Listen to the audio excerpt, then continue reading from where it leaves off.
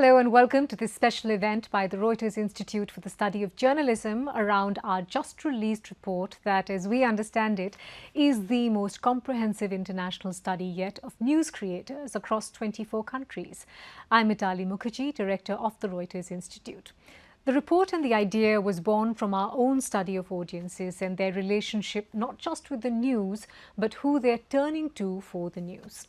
While news influencers or creators have been mentioned by audiences for a few years now, we wanted to unpack two things. One, what does the ecosystem look like, and is there a broad typology for this somewhat amorphous group? And two, is this a phenomenon that's present in all markets in the same way? As our report details, the span for who is a news creator is quite wide. You can see just a handful of those faces on this slide, and these are personalities that have significant cultural clout, particularly with young audiences. But there are some categories that emerge as the more visible and stronger performing spaces. There's also clear differences between countries on how much of an impact news creators are indeed making. There is, as is often the case, no one-size-fits-all.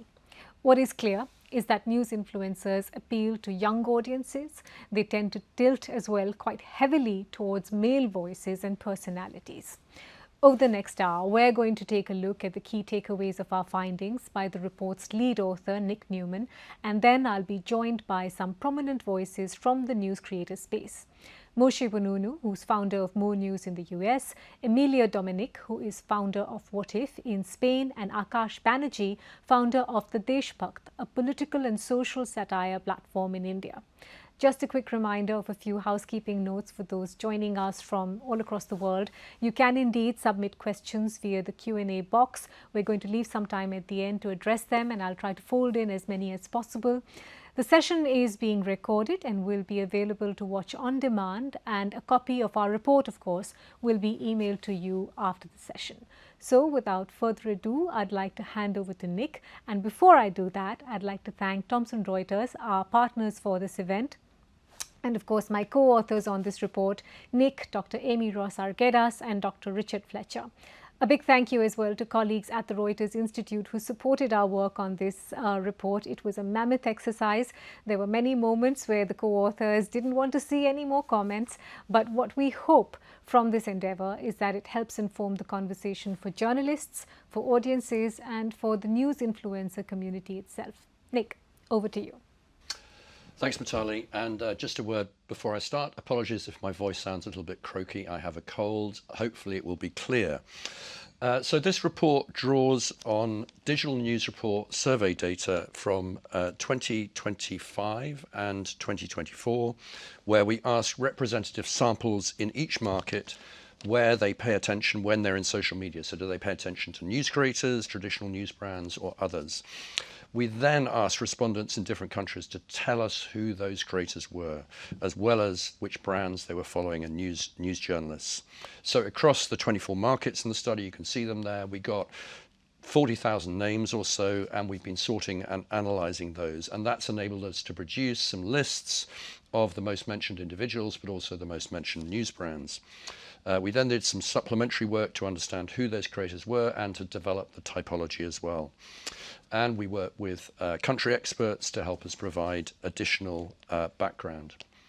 So defining news creators and social media influencers is an extremely difficult task. And to a large extent, of course, we left it to audiences to decide and to tell us who they thought were worth naming. But we did think it was also important to come up with our own definition, working definition. And when we talk about creators, we're really talking about an individual, or in many cases, a group of individuals who create and distribute content primarily via social and video networks or online platforms, and also have some influence on public debates. I think the other key characteristic, which you can see here, is news creators are mostly independent from traditional institutions. And often, of course, that's a difference they're keen to stress. But within that, there's loads of different kinds of creators. And one of the benefits of analysing thousands of responses is we can start to develop this typology, however imperfect it is. So the first part of the typology is creators who are really focused on what we think of as the news, i.e.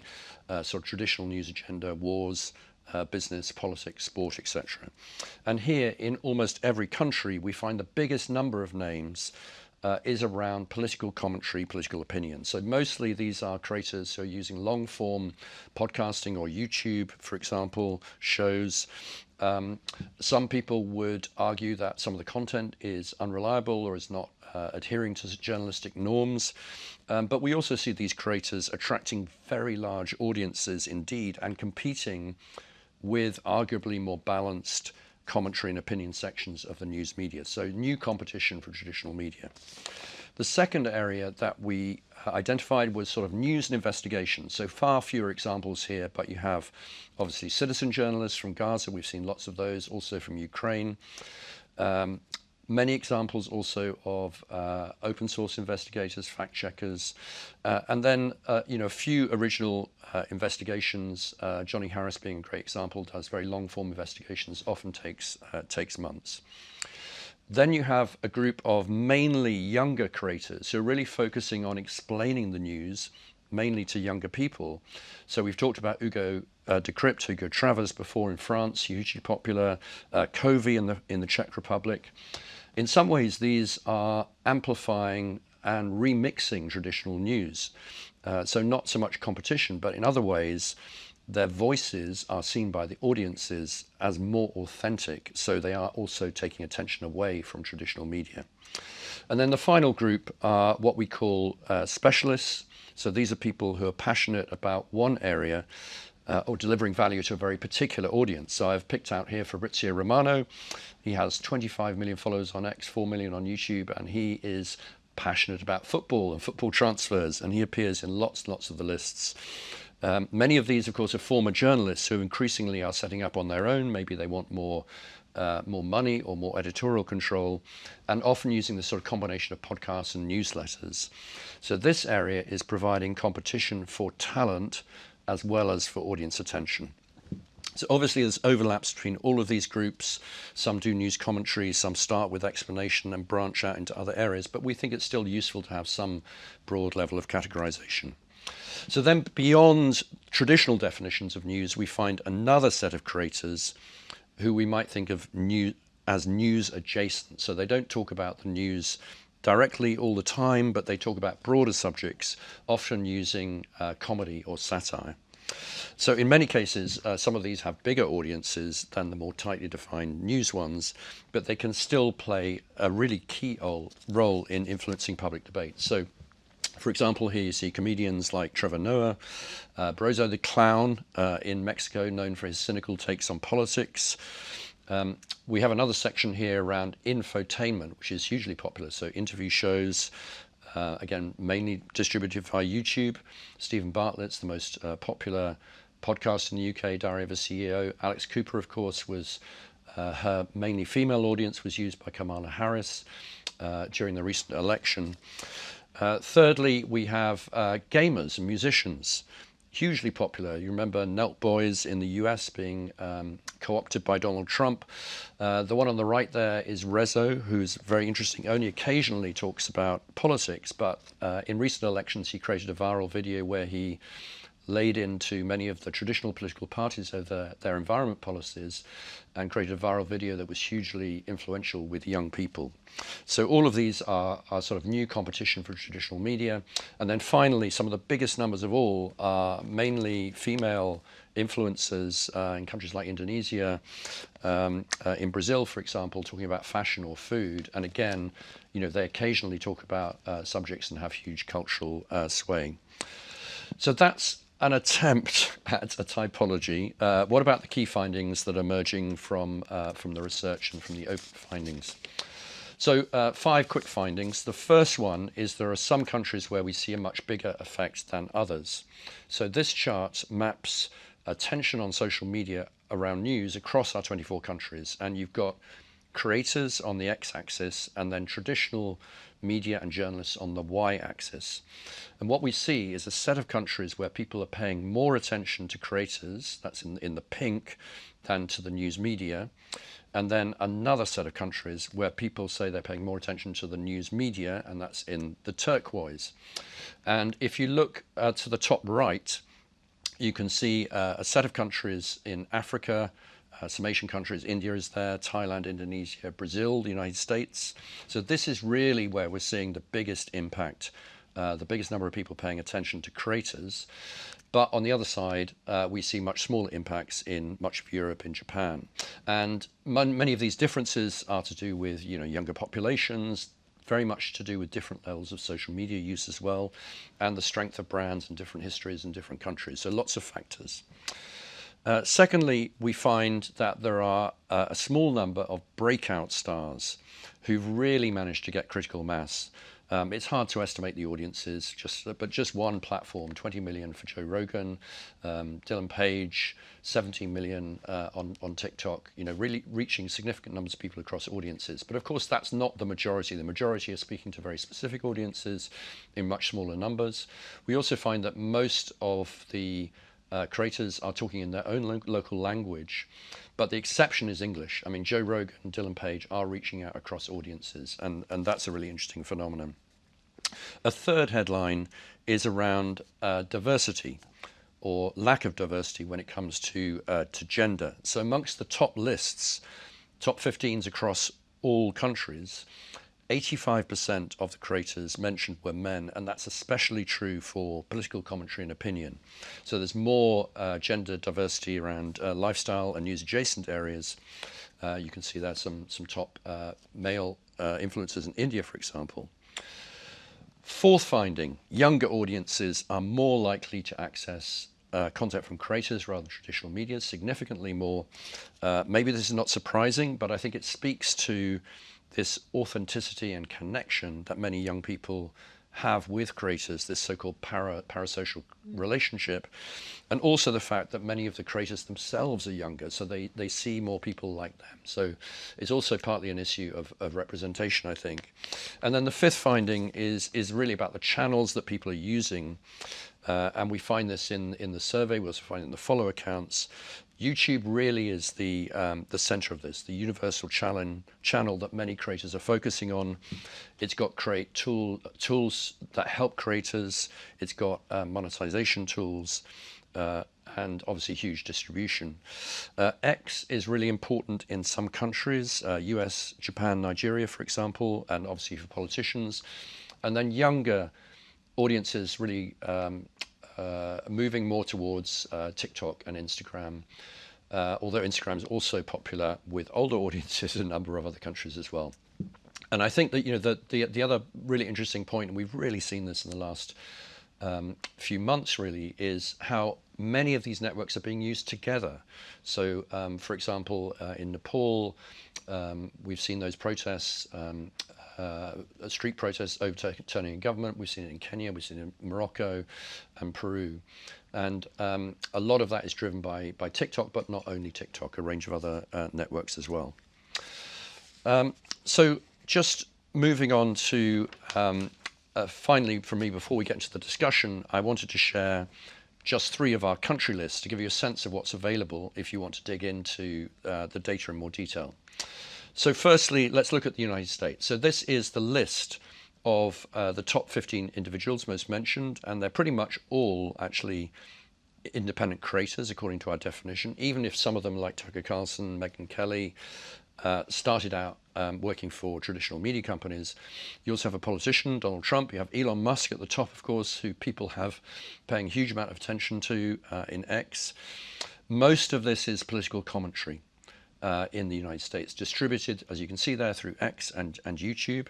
There are a few exceptions. So Vspihar has a TikTok account, Under the Desk News, and that's more about briefing, updates, explanatory approach. You can see Fabrizio Romano is also there in the United States as well.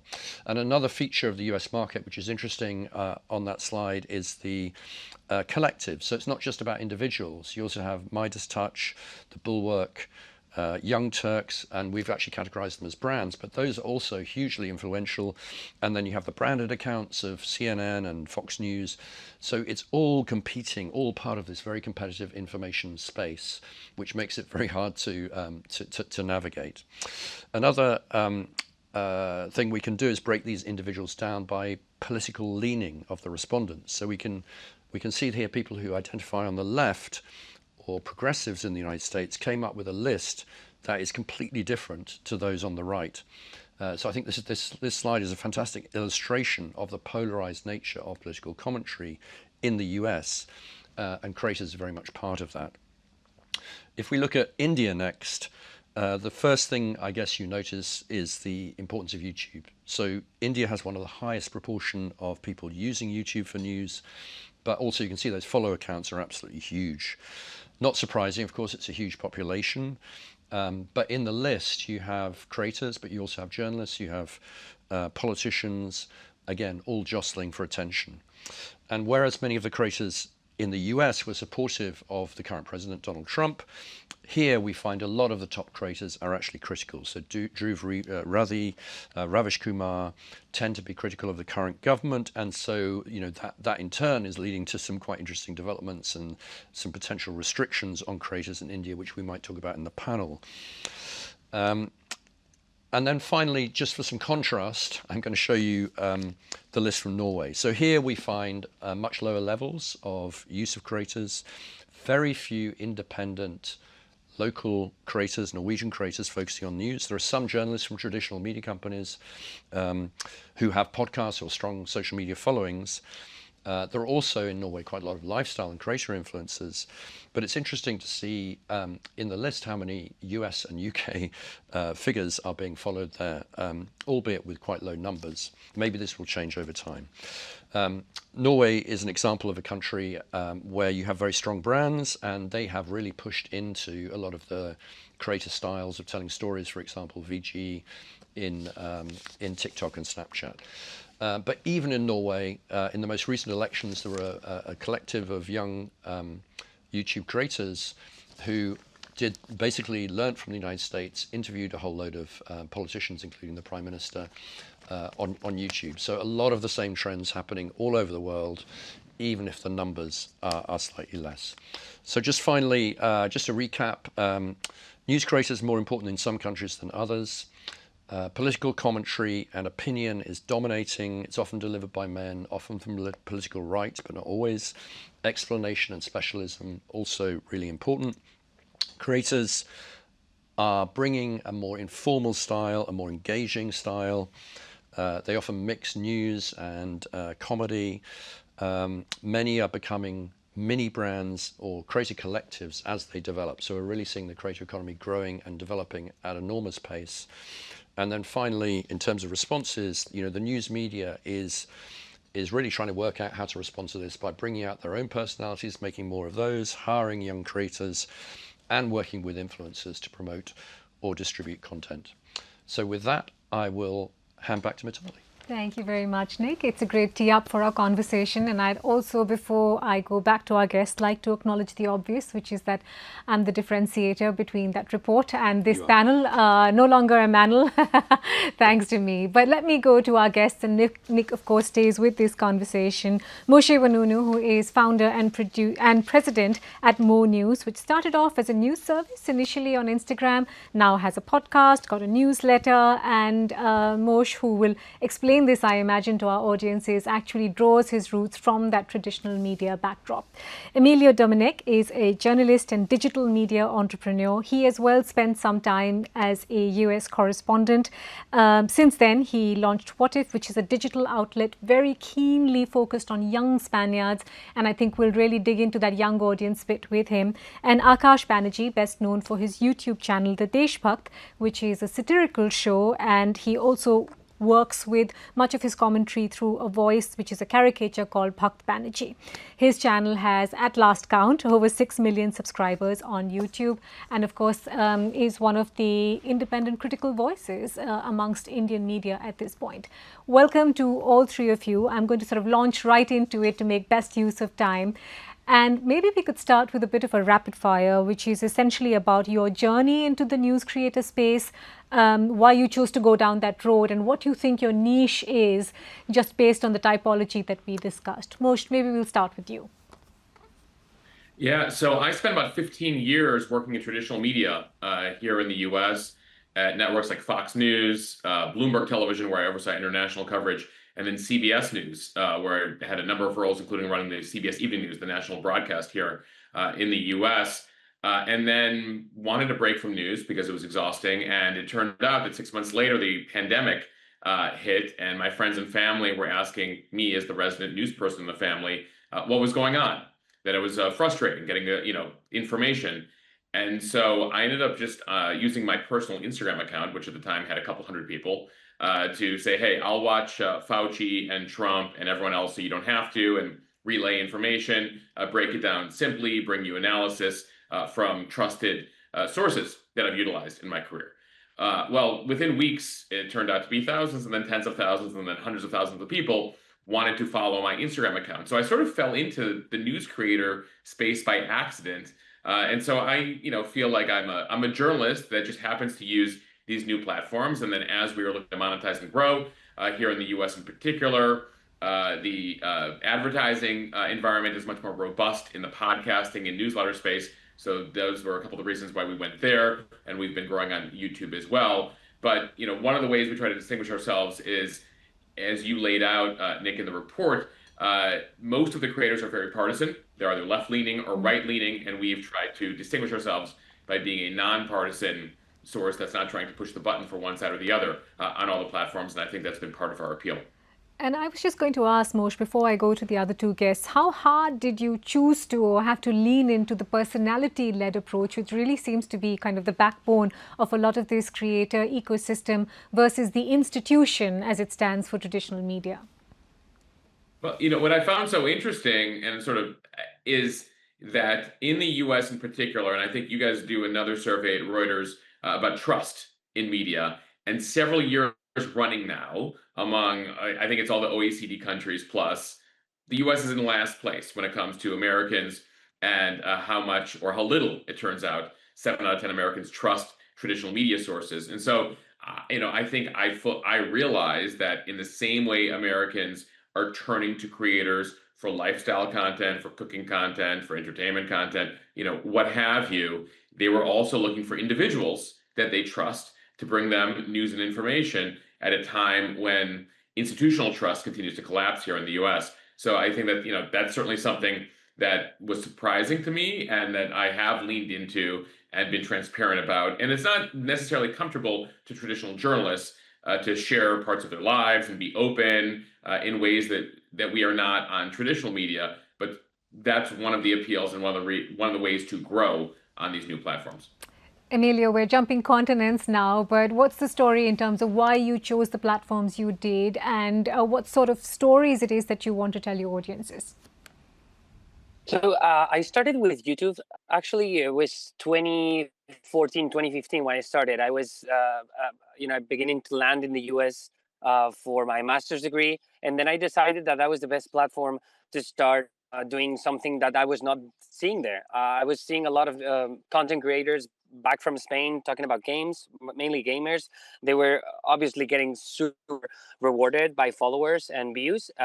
There's some examples like Reviews, which is one of the biggest content creators in the world. Also, also a very big news creator. Those are kind of the principal, the main characters that were very influential in the content creation space. And I was lucky enough to be seen through my YouTube channel by traditional media. So for me, it was more building my personal brand and opportunity to enter in traditional media back in Spain. So I started with El País, which is one of the biggest newspapers in my country. And then when the pandemic started, I was in the US, and I started with La Sexta, which is also one of the biggest TV networks in Spain. So my trip was a little bit different, but what I was able to see is that traditional TV and traditional radio still have a deep impact in our news consumption part in Spain. And with the 2020 election, I was able to gather tens of thousands of followers through my TV coverage. In traditional TV, I was able to get those followers in my Instagram and my YouTube accounts. And now in the last few years, what I've been doing is, I'm seeing that traditional media is very powerful in Spain, but people from my generation and younger than me are seeing that it's not what they want. Is that they're just in a breaking point in terms of traditional media can offer them. They're not talking their language, the generational language that I think I speak, or people younger than me speak to the Gen Z millennials. The traditional TV and traditional radio, they're just not doing it. And I think one of the main reasons is not only they're not feeling represented by the people doing news because they're older than them, it's also about the news subjects that they bring to the table. Most of the time, they're just talking about the random politicians, talking angry to each other. So I think that's what makes us different from everybody else. And we'll talk so much more about audiences. But let me ask, Emilio, you raise an interesting point about this kind of this friction or this pressure between mainstream media or traditional media and what's happening with the creator ecosystem. Would you say at this point it's kind of balanced quite equally, or do you sense that it's tilting for audiences in terms of where they prefer to go, not just for the work that you do, but for the ecosystem at large in Spain? Well, the thing that has happened in Spain is that in the last few years, there has been a left-wing government. So that has been very influential in the news creator space. Why I said that, when you see the list of content creators in Spain, you can see that most of them are, they do commentary from the right. And that's the reason we have seen so many male news creators. And I think we're going to talk more about that. But what I've seen in the US, in my country, and some other countries in Europe, is that the news commentary space is occupied by those that take advantage of the opposition kind of brand in the different like political context. And in Spain, what I've seen at the same time is the development of a news independent ecosystem for women, specifically related to lifestyle content, that sometimes, just because of the cultural aspect of it, the fact that they're very connected to their audience, they could talk about the news, and maybe people that consume them are not, they don't recognize it as news, but it's definitely very influential for them to have political viewpoints that are different from all the content creators on the right. Yeah. Akash, is almost all the different reasons, all the reverse reasons that things have sort of sprouted in India the way they have in YouTube. Wikipedia says you were disillusioned by traditional media, and I don't want to put words in your mouth, but tell us a little bit about why you chose this medium and what it is that you're trying to do through your storytelling, which is very much satire and, kind of taking a more sarcastic line, if you will. Some of the threads are very, very common between the three of us. There is this whole conversation about institutional distrust. Way back in 2012, I had enough of Indian television, because Indian television wasn't, being honest, it wasn't growing. It wasn't in the pits that it is today, but you could see the writing on the wall very clearly even in 2012. I left television, something that I loved, and went to the world of radio. Without even knowing exactly what the future is. But here is the beauty of how things come together. It was in radio that I understood the next generation and the way they want to talk to, and the irreverence, and the fact that news can be discussed in a much more easier way than 50,000 watts of light shining on you and full makeup and you sitting in a tie and a suit and everybody sitting on a pulpit and giving sermons to the people, and you listen to me. And that's when I came to see all the late night American television shows also, and I realized India doesn't have anything like that. And that's when the idea of the Deshbakht came together, where we are going to talk about politics, where we are going to talk, as a coffee table conversation, rather than me telling you, and I am all-knowing anchor, and I am going to tell you everything. And that is, I think, what appeals to the younger generation, is that you are one of us. You are just conveying information. I trust you. You better not break that trust. And trust is very, very fragile in the world of social media. You might be a big content creator today. You might just disappear tomorrow if one wrong deed of yours comes to light. So you have to be very protected about what are you doing, who you're talking to, where your funds are coming from, because a lot more things are under scrutiny. And as you grow bigger, the responsibility also grows bigger. Mitali, very quickly on the men dominating the conversation, I need to point out one thing. And we are very upset with this, but YouTube is very, very transparent in that way. It tells you who's watching, where watching, how long watching. And in India, I can assure you that it's not my case. I checked with many other male content creators. The viewership, unfortunately, is 85 to 90% male. So the consumption is also male dominated as far as politics is concerned. While in entertainment and infotainment, you'll see a lot more women consuming content.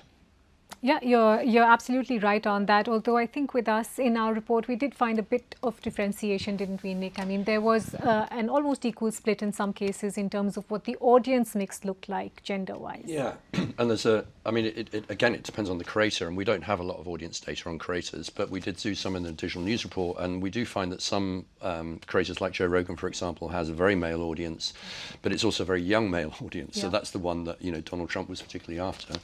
But other creators like Tucker Carlson don't have a young audience. It's very male and very old. So a lot of differences, but definitely picking up, what Akash was saying around the difference between lifestyle creators and political commentary. Political commentary is where we see the most heavily male creators and audiences. Yeah.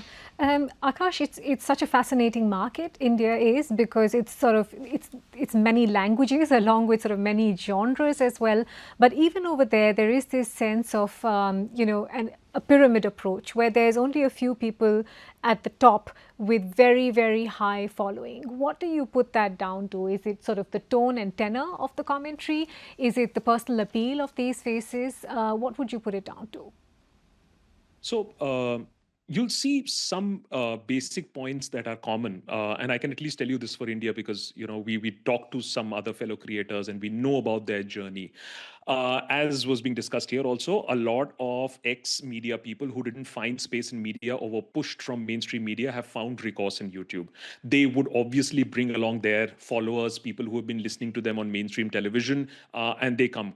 You have a lot of creators who started early. So some of these, I would say that I was lucky enough to start in 2018 on my YouTube journey. There are others who started a little bit before. There is, of course, a first mover advantage.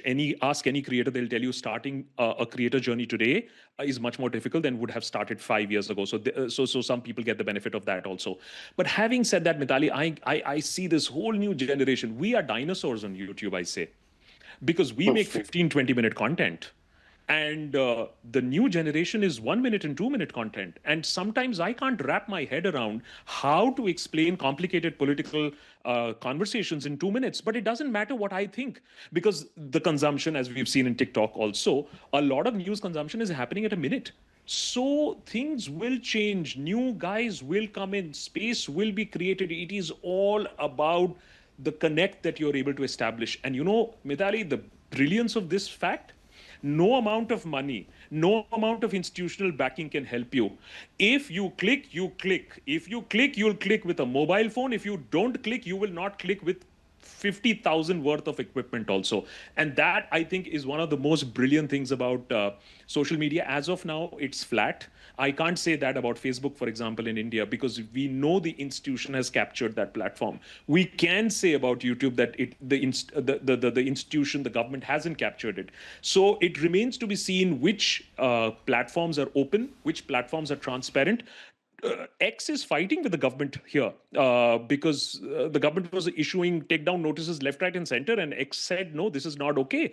And the government actually was forced to move back and say, okay, not every civil servant or every police officer has the right to take down content. So I just hope that these platforms, it's so sorry state of affairs, but I'm hoping that these platforms allow a little bit of space for we digital people. Otherwise, there is nothing else left in the mainstream media. Yeah, I can see Emilio nodding quite a bit to some of your responses, including on trust, and I'll come to him in a bit. But Mosh, just this idea of platforms and video storytelling, which is something we've been documenting in our other research as well in the digital news report, which is more and more audiences preferring that route. Talk to us a little bit as someone who's from the content creator community. How are you mixing and choosing what sort of platforms you want to be in, and what is it that you get back from the audiences on these different platforms? Well, that's probably. Oh, sorry. Yeah, Mosh, go on. Yeah. Okay. Yeah. So I was going to say that that's one of the most difficult answers I could give you, just because we're always changing what we should do. the platforms also give us different answers throughout the years. And as Akash was saying, now we're talking about how Gen Z or alpha generation are preferring 1 minute consumption. But we're also seeing that live streams that get a duration of 1 hour or 2 hours, they get a lot of viewers, and they get a lot of viewership with Gen Z. You have been seeing in Argentina or Chile, Latin America in general, that stream landscape is evolving very fast. That's actually our very our most important bet in the last few months. We have been doing a stream show, and our audience has been rewarding us like completely. We have seen more engagement than ever, and that's like 1 hour content twice a week. And the fact that it's live makes it so much more authentic, and the trust develops in a whole different way. I had experience doing Twitch streams back in 2020 when the U.S. election, and what I was able to see is that when you have a direct connection to your audience because you're interacting with the chat, that's something that gamers and Twitch streamers that are very evolved in the entertainment landscape. What I was able to see is that you can build a trust that feels very different from everything else in that regard. So now going to YouTube again, and I think Nic is completely right. I think YouTube is a platform of the future, and you can see also in the long form and short form content. I think our bet has to be that, just because AI is making everything look like slop. No, you can see AI slop everywhere in every feed: TikTok, Instagram, YouTube. There's no everybody is a victim here. So I think if you do live content, it feels more authentic and real. And I think that's one of the bets that we have to be doing for the future. Yeah. Mosh, same question to you, with an added layer, I suppose, of thinking about monetization and subscription, because with the creator ecosystem comes this idea of a very sort of small and scrappy outfit. Yeah, that's been one of the challenges, I think, for a lot of creators is, in your report, you talk about this high echelon, the ones who are literally making millions of dollars, right? The Rogans and the Megyn Kellys and the Tucker Carlsons of the world. And I think that as this creator ecosystem has become more robust, you have seen an embrace across the spectrum. And so, we are unique here in America. We elected a creator president, right? Donald Trump. One of the reasons he became president was his ability to understand Twitter in a way in 2015 and 2016 that no one else did. One of the reasons he got elected again in 2024 is he understood creators. He's doing Twitch streams, he's doing gaming streams, he's doing Joe Rogan. There was a time in this country where, there's the show 60 Minutes, which has been on since the 1960s, when that used to get 50 to 100 million viewers. Today, they're lucky if they get 7 or 8 million viewers, and that happens to be because it airs after football, American football here on Sundays in the U.S. Joe Rogan interview with Trump, I think upwards on all platforms, is 100 million views at this juncture. So you had him elected again in 2024. And you've seen the White House embrace this. In fact, they created new rules over at the Pentagon recently where all traditional media, including conservative media, Fox News, Newsmax, was like, we are not following rules where you get to censor our information. So who's now at the White House? A bunch of conservative creators. So you saw this at the White House, right? You saw this at the Pentagon.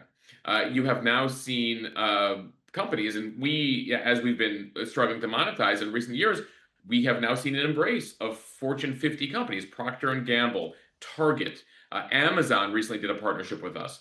So now you see companies realizing that traditional advertising is only hitting a certain audience. Here in the US, the median age of a traditional news viewer on CNN, Fox, ABC, the major networks here in the US, is between 67 and 70 years old.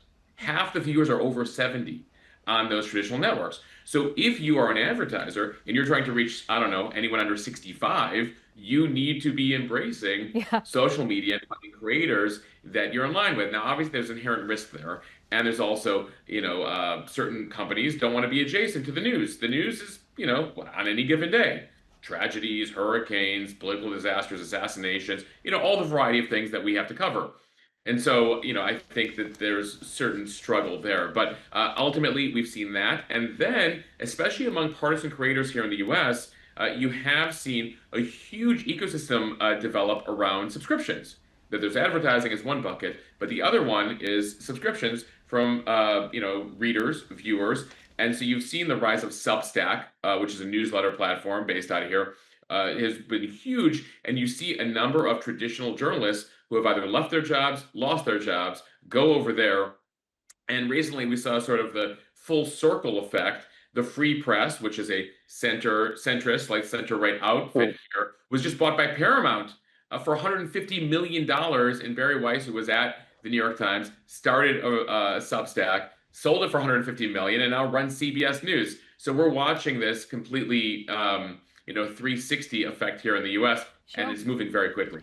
Nic, just a quick question, which is a lot of what's getting described is almost in some senses a mirror reflection of what's happened in traditional media, where again it's a winner takes most phenomenon. Has that sort of transported into this large creator ecosystem as well from what we've read? I think it's the same and different in that, a lot of rewards, particularly in big markets, being able to reach large numbers of people through advertising, which was the predominant model. But I think we are seeing different things. Mo was just talking about the different business models. So obviously you need scale to make it work for advertising. But if you're a Substack creator, then if you get 3,000, 4,000 paying good money, you can make a good living out of that. And so we're really seeing that, particularly in larger countries. This change of models, I think, is fascinating. Yeah. You've now got not just advertising, you've got subscription, you've got donations. There are so many more ways, live events, put your podcasts, go out and sell tickets for podcasts. There's so many different ways in which creators are making money, and that of course is then fueling the further growth of it. Yeah. I can see questions pouring in, and I've got two more sort of rapid fire rounds for our guests, and then I'll try and take as many questions as I can. For all three of you, just to play devil's advocate for a bit here, what would you do if mainstream media didn't exist? I mean, where would you get your information from? And would you agree that you are in some ways and in some forms a slave to the algorithm? Akash, maybe I'll start with you. So when we started out, we didn't even want to compete with the mainstream media. We said we will do satire and we'll take the information from reliable sources and use it. Over time, what has happened is people are saying is that in India people don't get satire. That's another issue. But they just wanted the core news, the main news. Now, what if the mainstream media is not there? What we do is we've started to partner with smaller publications, websites, investigating sites. What they don't have is reach. What we have is reach and the ability to communicate. Our work rests on solid ground journalism. Now, these might be people who are just working on Twitter or, have a very small presence or have a very small website. So even if you minus the mainstream media, there are enough and more people who are doing good work. Unfortunately, they don't have the reach. The idea should be, instead of, making one big organization, if people start collaborating with each other, people who do good work come together on a story, on a particular issue. And that's what we do. And this is why, this concept of live stream, it's very important to stress on this fact of credibility. Why a Paramount buying a smaller, company might not really work in the long run is because people are coming to smaller creators is because they trust that creator. Now, if there is a lot of money that is flowing in or it becomes institutionalized, it might lose the flavor, the authenticity. I'll give you a small example. Many small YouTube creators have tried to make it a channel, so have 5 people on the YouTube platform. It doesn't work, at least in India's case, I can tell you, because people are coming for you, your point of view, the trust that they have built into you. So it's very fascinating to see exactly that you might have many, many small creators instead of one big. I mean, these are infant days. I think there are some creators who are very big, but you'll see a more egalitarian situation as we go about. And very quickly, I'll just make one very important point. You were talking about how important or balanced is mainstream versus YouTube. Look at what is happening in India. Earlier, YouTube folks were laughed at. Oh, these people, let them bark in the corner. Then they started taking note. Then they started having their own YouTube platforms and started putting mainstream content onto YouTube. And now the government here has actually made detailed format rules about YouTubers that they are to be registered with an organization, and the government can actually pull down any YouTube content without even informing the YouTuber. That shows the level of influence that YouTubers have started to get in a country like India. Yeah, I think litigation and directives are always a good barometer of the mood of the nation, isn't it? Emilio, your take on, sort of what you do versus what traditional media does, and whether you do have to, in some way, sort of conform to what the algorithm drives you to do. What I would say is that I cannot imagine a world, even in the independent news creator space, where traditional media doesn't exist. I think traditional media has to exist. There's a need over. If we're talking about a world where traditional media is not there, maybe there's no journalists in Congress covering the daily, thing of the day, the most important thing of the day. Maybe you don't have local news, which I imagine as traditional media. There's no news most of the time. When I think about news creators that I would every day on the newsletters that I loved, they need the traditional media ecosystem to exist. But at the same time, what I think is what I would do differently is I would not try to follow the same agenda setting that the traditional news media is doing. I would have in Spain, I don't know if that's the same thing in every other country, maybe in Europe, but it's that every newspaper in the traditional media ecosystem follows the same agenda. They're all talking about the same thing every single day, even if you're on the right or on the left. And it's crazy. I don't know how they do it, because it's kind of saying to me that even when they're talking about exclusives, they have the same exclusives or the same vibes in terms of the news that they cover. So I just, what we should do is cover those topics that they're not paying attention to. When I was talking before about AI's lob, I think AI's lob is one of the things that is going to define our next 3 years, maybe 5 years in our news feeds, in social media. And I think it's going to be so relevant in terms we consume and we talk about culture and the news. I don't see any traditional media, TV, radio, spending more than maybe 1 minute to talk about this stuff. And I think that's where we can, occupy that space. And I think that's what's going to make us different. Also, of course, as I said before, the representation, the fact that we are the same age or just a little bit older than our audience, and the language that we speak, I think that's what makes us different, and the way we can go forward.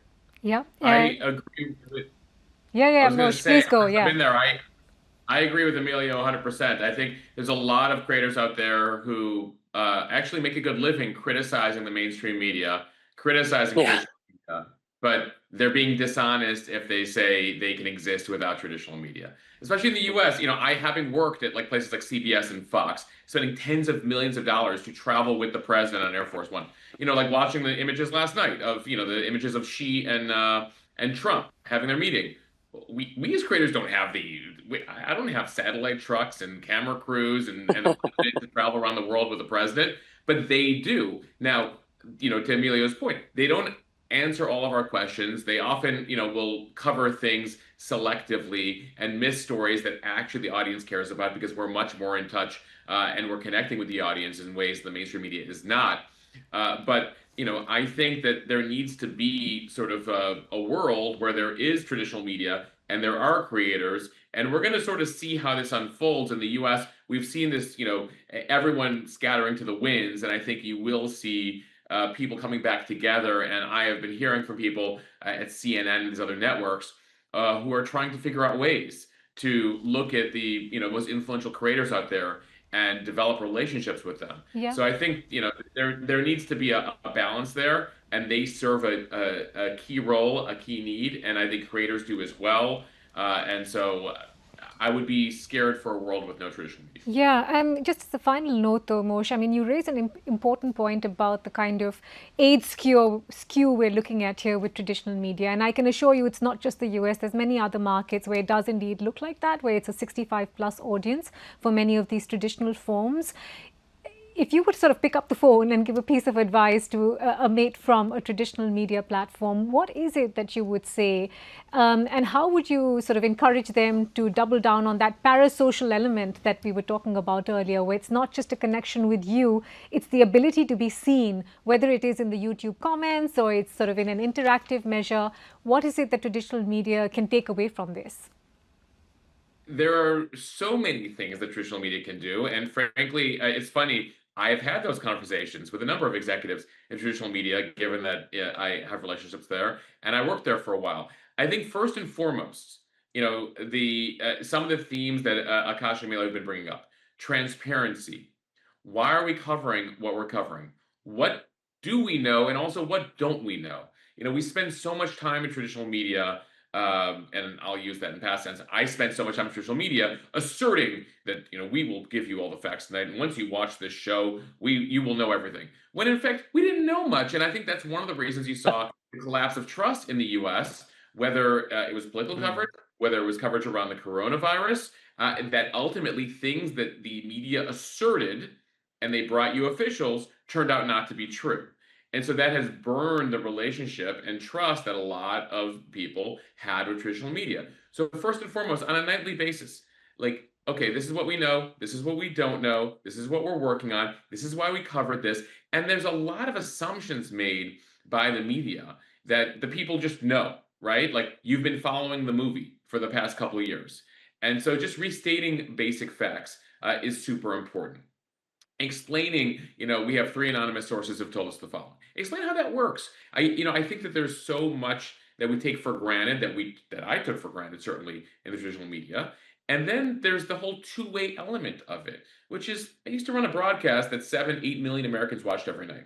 I didn't know any of them. I mean, besides my mother, I know my mom watched the broadcast. But besides that, I had no feedback mechanism to hear what those 8 million people thought about the show every night.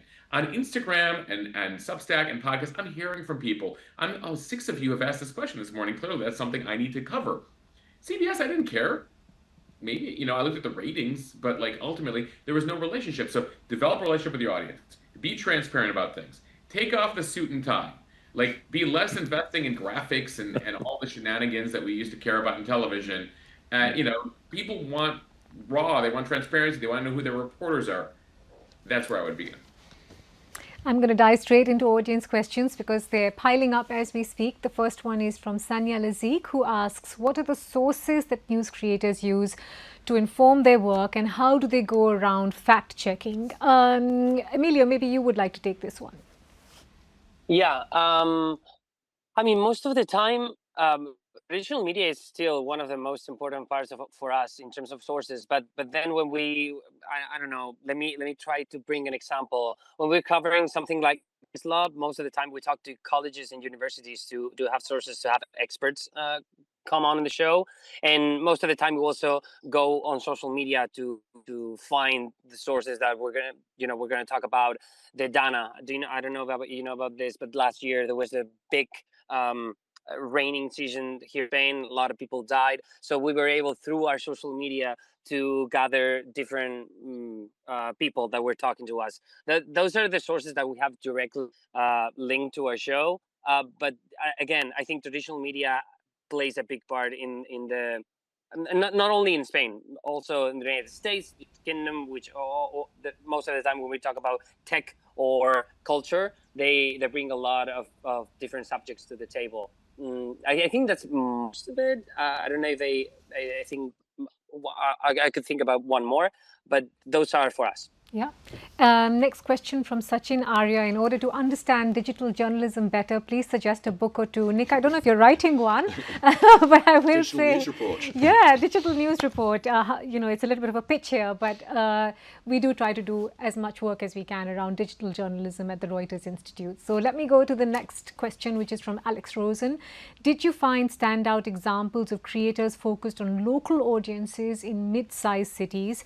If so, what drives them, since the monetary reward seems like it must be lower than those looking at national or international audiences? Nic, do you want to take that one? Yeah. I can't, off the top of my head, think of local creators people mentioned. But I think I think what's interesting is that you can build these smaller relationships. and may not be as lucrative. You've got smaller markets, so it's sort of similar to the smaller markets where we've seen creators taking off much more slowly because there are fewer commercial opportunities, and I imagine the same is true in local areas as well. But I think there is some similarity between a lot of the sort of local news startups that we see that take that very, we've got to be close to our audience, we've got to be transparent, we've got to really talk about different things and really be distinctive. And so some of those, I think, carry a lot of the same attributes that a lot of creators. Yeah, and I think you point to, completely the right examples. Some of the work we've come across is not necessarily in the creator ecosystem, but is run through, for example, a WhatsApp channel that exists on providing information specifically for people living on that border of Arizona and Mexico. And it's hugely important, and it's very, very local to them. We've had a journalist fellow at the Reuters Institute who's worked on building an app for a local community which goes as detailed as what's the temperature in the pool today, can I take my kids for a swim? So there are these examples that exist. Akash, maybe this question can come to you. It's from Ashita Nagesh, and she asks, do you think there's a way for legacy journalists to become creators while operating within their organizations' strict regulations? Akash, you go first, because I think we actually have some examples around this, don't we? Okay.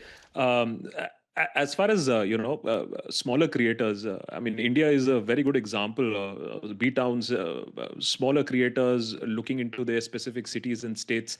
YouTube has 8 trending lists in India.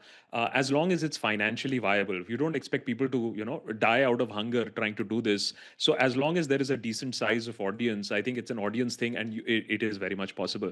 As far as creators existing within social media and listening to their own content, creating creator companies, it's increasingly becoming difficult. What has happened? It's very funny. We were discussing about the importance of mainstream media. Mainstream media channels have started forbidding their anchors, their radio jockeys to have an independent social media presence, because they have realized as soon as my content, my anchor, my radio jockey manages to get a decent size, he will just quit. So they have started discouraging them, or they have started putting it into contract that if you leave, all your followers will go. It's as bad as that also, because you are building your credibility and you're building your reach based on you are employed with us. So when you will leave, you will have to leave all this. We were lucky. We were the first generation who were able to build some sort of presence while working in mainstream media. But that's not the case anymore. It again goes to show what a threat social media has become to mainstream media, because then there is no moat, because I don't need a channel. I don't need a truck. I don't need anything I can broadcast out of anywhere. On the reverse thought, I mean, there's no debate over the fact that mainstream media can't exist, has to exist, and there is no two ways about it. But in India, I can assure you that mainstream media is also tracking social media. It's a two-way street. While we depend on mainstream media is looking at what is trending, what people are talking about, what content creators are discussing, and therefore they are being pressurized. A lot of people going to them, why are you not covering this? So thankfully, and I think it's good news, that it'll be a two-way circle where we would depend on the trucks and the satellite feeds, while they would also depend and be pressurized to take on issues that actually matter to people. Yeah, Mosh, do you want to come in on that? I mean, I use the term very broadly, but talent is a risk, isn't it? In both ways, where, and we've seen these examples in the US, where very, very well-known news anchors have chosen to sort of step away and build their own home, if you will, on YouTube, but also vice versa, where organizations want to take on a content creator, for example, but that comes with a little bit of damage, because they may not have the same rules and regulations as those working within an organization do. And frankly, we've gotten to the point now, given, again, trust institutions in the US, where it could be a bit of a liability. If I'm a creator and I'm now associated with one of these mainstream traditional outlets, a few years ago, that would have given me clout. Today, my audience is like, ooh, I don't know if I trust you. I mean, even the aforementioned example of the free press going to Paramount, I've heard from people, because we have subscribers, to my platform that all subscribe there, being like, oh, I don't know if I trust it anymore now that Paramount and they have a $1 billion corporate parent anymore. I don't know if I trust their content anymore. So that's one of the challenges. It's interesting hearing Akash and the trend lines in India, because right now it's the opposite. At the mainstream outlets in the US, they're encouraging their correspondents to get out there. And it's funny because 10 years ago, we were like the same thing. Don't spend time on Facebook. Don't spend time. All about the mothership. And now they realize that the majority of the audience under the age of 65 is out there. So they want all their correspondents to be big on Instagram and TikTok and the like, hoping that that'll give them brand awareness and that, I think the ship has sailed on it, but that suddenly they'll begin watching, the news shows again on television if they can develop an attachment to the personalities on social media. Yeah, I was just going to say that I think the talent issue is huge, and the relationship between creators and traditional media is difficult, and they're trying to work out how to do it. So lots of different initiatives going on, but everyone is talking about it. So how do we respond to this? Do we make our correspondents more personalities? Do we give them podcasts and Substacks, or don't we, as we heard in India?